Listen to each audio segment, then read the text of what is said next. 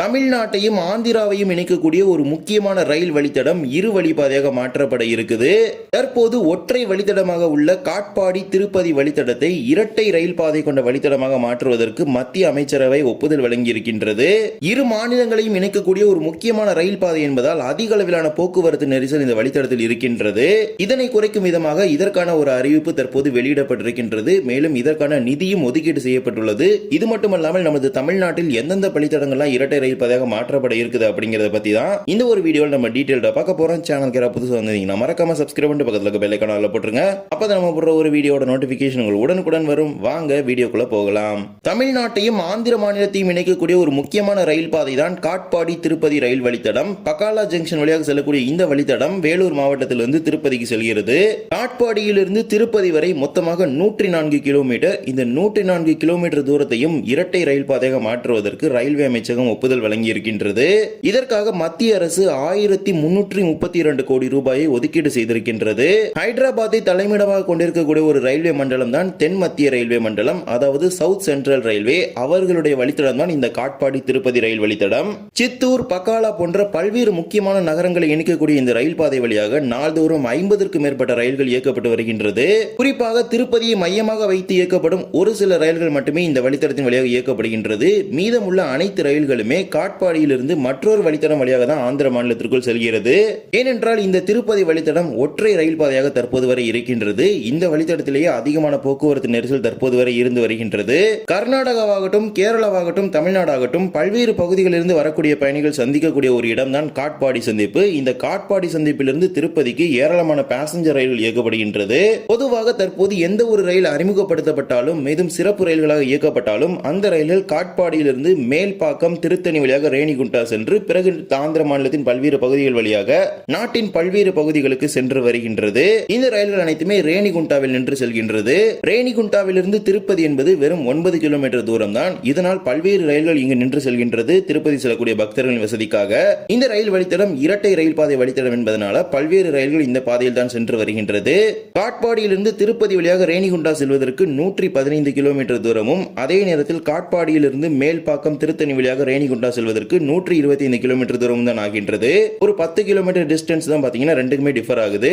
இருந்தாலும் தற்போது அமைக்கப்பட இருக்கும் இந்த புதிய இரட்டை ரயில் பாதை திட்டத்தின் மூலமாக திருப்பதியை மையமாக வைத்து பல்வேறு பகுதிகளிலிருந்து வரக்கூடிய ரயில்கள் இயக்க முடியும் என்கிற ஒரு நிலையானது ஏற்படும். இதன் மூலமாக திருப்பதி செல்லக்கூடிய பக்தர்களுக்கு மிகவும் பயனுள்ள ஒன்றாக அது அமையும். நமது தமிழ்நாட்டிலிருந்து செல்லக்கூடிய பல்வேறு ரயில்களை திருவண்ணாமலை, திருப்பதியை மையமாக வைத்துதான் சென்று வருகின்றது.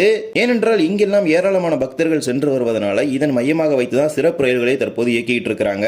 இந்த ஒரு இரட்டை ரயில் பாதை திட்டத்தின் மூலமாக திருப்பதி, ஸ்ரீகாளஹஸ்தி போன்ற பல்வேறு பகுதிகள் பயன்பெற போகுது அப்படிங்கிறத அந்தந்த பகுதிகளுடைய நாடாளுமன்ற உறுப்பினர்கள் தெரிவிச்சிருக்கிறாங்க. இதற்கு மத்திய அமைச்சரவை ஒப்புதல் வழங்கி இருக்கின்றது. இதற்கான நிதியும் ஒதுக்கீடு செய்திருக்கின்றது. இதற்கான பணிகள் மிக விரைவில் துவங்கப்பட இருக்குது. இது முழுக்க முழுக்க ஒரு ஆந்திர மாநிலத்தின் ரயில் பாதை திட்டம் என்றாலும் இதன் மூலமாக தமிழ்நாட்டின் பல்வேறு பலன்கள் கிடைக்கப்பெற இருக்குது.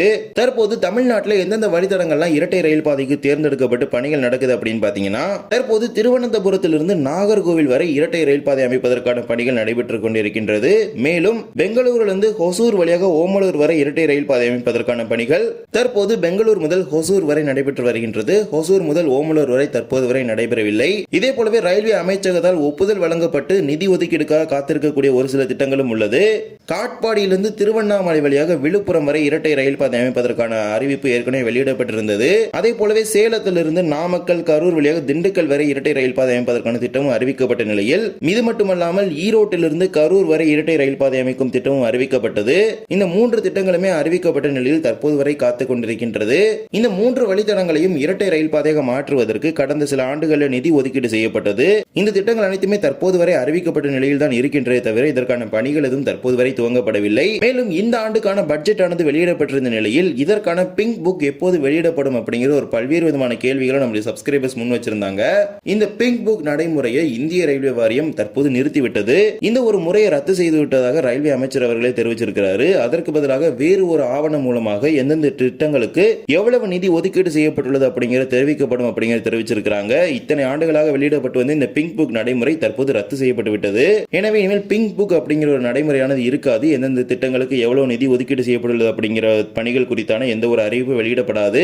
மேலும் தமிழ்நாட்டில் ஒரு சில குறிப்பிடப்பட்ட வழித்தடங்களை இரட்டை ரயில் பாதையாக மாற்றுவதற்கான கோரிக்கைகளை பல காலங்களாகவே முன் வச்சிட்டு இருக்காங்க. விழுப்புரத்திலிருந்து சிதம்பரம், மயிலாடுதுறை, கும்பகோணம் வழியாக தஞ்சாவூர் வரை இரட்டை ரயில் பாதை அமைப்பதற்கான கோரிக்கை பல வருடங்களாகவே இருக்கின்றது. இந்த வழித்தடங்களில் எண்ணற்ற ரயில்கள் சென்று வருகின்றது. அனைத்து ரயில்களும் கிராசிங்கிற்காக அதிக நேரம் நிறுத்தப்படுவதனால இந்த வழித்தடத்தை இரட்டை ரயில் பாதையாக மாற்ற வேண்டும் என பல வருடங்களாக கோரிக்கைகள் முன் வச்சிட்டு இருக்காங்க.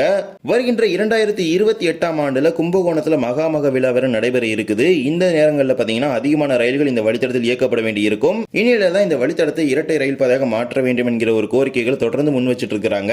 மேலும் ஏற்கனவே ஃபைனல் சர்வேலாவே முடிக்கப்பட்டு நிதி ஒதுக்கீடுக்காக காத்திருக்கக்கூடிய ஒரு வழித்தடம் தான் தஞ்சாவூர் காரைக்கால் வழித்தடம். தஞ்சாவூரிலிருந்து திருவாரூர், நாகப்பட்டினம் வழியாக காரைக்கால் வரை இரட்டை ரயில் பாதை அமைப்பதற்கான ஆய்வுகள் அனைத்தும் நடத்தப்பட்டு ஃபைனல் லொகேஷன் சர்வே எல்லாமே முடிச்சிட்டாங்க. இந்த வழித்தடத்தையும் இரட்டை ரயில் பாதையாக வேகமாக மாற்ற வேண்டும் என்கிற ஒரு கோரிக்கைகளை அந்த பகுதி மக்கள் தொடர்ந்து முன் வச்சிட்டு இருக்காங்க. தற்போது தமிழ்நாட்டையும் ஆந்திராவையும் இணைக்கக்கூடிய இந்த ரயில் வழித்தடத்தில் இரட்டை ரயில் பாதையாக மாற்றுவதற்கு இந்திய ரயில்வே ஒப்புதல் வழங்கி இருக்கின்றது. மேலும் அதற்கான நிதியையும் மத்திய அரசு ஒதுக்கீடு செய்திருக்கின்றது. இந்த ஒரு வீடியோல தான் இந்த வீடியோ பிடிச்சிருந்தா மறக்காம like and share and subscribe பண்ணிட்டு பக்கத்துல இருக்க பெல் ஐகானை ஆன்ல போட்டுருங்க. அப்பதான் நான் போடுற ஒரு வீடியோட நோட்டிபிகேஷன் உங்களுக்கு உடனுக்குடன் வரும். இன்னொரு வீடியோ சந்திக்கலாம். தேங்க்ஸ் ஃபார் வாட்சிங்.